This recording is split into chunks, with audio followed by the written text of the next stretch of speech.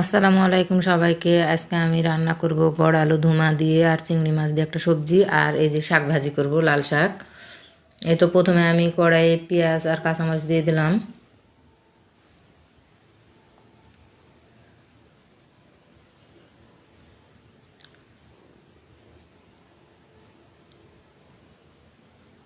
এখন তেল দিয়ে দিলাম, বাদামি কালার হওয়া পর্যন্ত অপেক্ষা করলাম।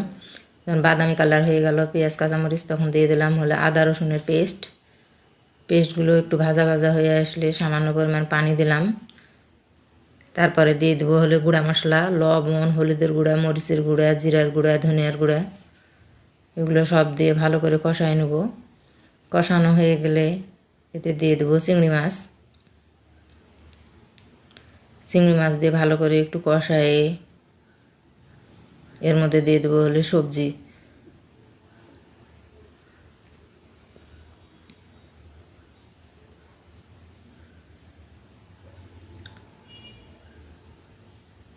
সবজি আর চিংড়ি মাছ একসাথে ভালো করে কষায়ে নেড়ে চেড়ে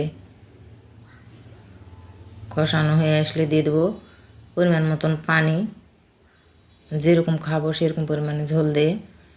এই তো হয়ে গেল, এখন ঢাকনা দিয়ে ঢেকে দেবো। রান্না প্রায় হয়ে আসছে। এই যে দিয়ে দিলাম আমি ধনিয়া পাতা কুচি।